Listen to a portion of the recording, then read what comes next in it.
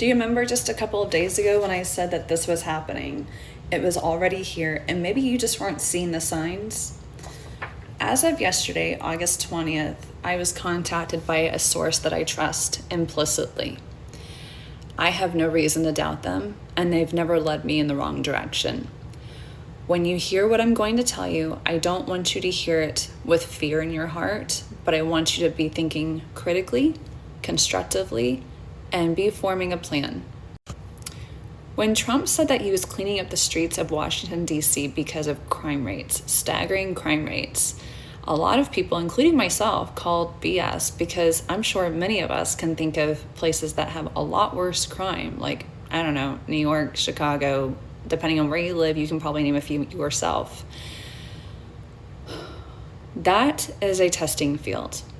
As you know, there are camps that have been built for illegal immigrants.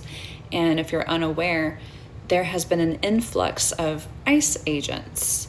Now, they're giving large sign-on bonuses, $40,000, $50,000, in order to sort of bait everyone into it. And many people think, so what? We're cleaning up illegal immigrants. ICE itself is not going to go away, but everyone who has been joining as of late will go into a new sector. I am not allowed to divulge what it will be called. So for the purpose of this video, let's just call them guards. Now, as you know, Project 2025 really jacked with our fundamental freedoms. That means freedom of the press, freedom of speech, freedom to peacefully assemble. And then they came out with Project Esther, which they're labeling as an anti-Semitic movement, but really, if you read through it, it's cutting us off from open society, cutting us off from the economy, and cutting us off from Congress. I also informed you, I think just last week, that parts of Section 8 and all of 9 and 10 are gone from the Constitution. 9 and 10 means that you have to have habeas corpus, meaning proof to hold someone of a crime. Evidence, body of evidence is what it is. Now, it's no secret that the people in Alligator Alcatraz, for example, have had their 8th Amendment taken away. Now, some of you might say, again, they're illegal immigrants. What I want you to focus on is the human, the body that is there. So the 8th Amendment means that you cannot inflict cruel or unusual punishment, and that includes being fed.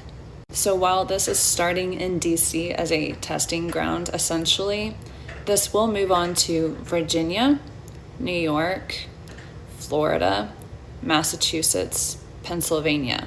Now, why are they doing this? Well, it's being dubbed, or slang term, as the purification process. Purification of what, you might ask? Well, it was just illegal immigrants, and then it was just criminals, and then it was just the homeless. But purification means getting rid of the poor, the very poor, the homeless, as they've already started doing, the mentally ill, the handy-capable, the gays, non-Christians, and anyone who doesn't abide by or align with their anti-Semitic views and values. Now, since they've done away with the habeas corpus, that means they can take your family member that was removed from society due to dementia. And because you won't have your 14th Amendment, which is freedom of movement, you will not be able to get those papers to travel into the state where your loved one is being held. So as you know, if you were to leave the country, you need to have a passport and sometimes a visa.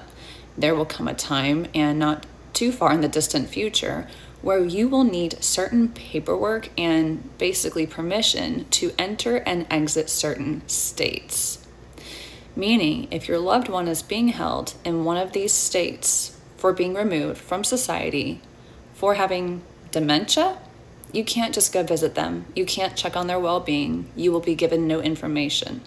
This is not going to be the military against the citizens, which is illegal, by the way. The loophole that they're using is citizens against citizens. You are either for the purification process or you're not. Now, a lot of them are going to be led in the way of this is for anti-Semitism. That's what's going to bring them on board. It's going to be cleaning up our country, bettering our country, paving a way for a healthier lifestyle and a healthier environment. What they haven't even told them is how far they're going to take this. If you are in a homosexual marriage, your paperwork will eventually no longer be recognized. So you might be wondering, how is any of this possible? They can't do this. Well, the legislative branch is controlled by the Speaker of the House, who is just third in line to the president. The president himself is in control of the executive branch, and he oversees and dictates everything that happens with the judicial branch. Those are the three branches that could have protected you. It doesn't matter whether or not he's going to be running for a third term. It doesn't matter who is in place at that moment, as scepters will be broken off and they will have their own statewide rules and laws that you will have to abide by. None of this is to scare you, but I want you to start thinking critically. If you are someone who cannot get your mentally disabled or homosexual family member, or if you are homosexual yourself, if you cannot get out of the country for whatever reason, and there, I'm sure, are a myriad of reasons that people can't leave, including myself, you need to figure out a plan, because this is already happening, and what I'm telling you about is coming up quick.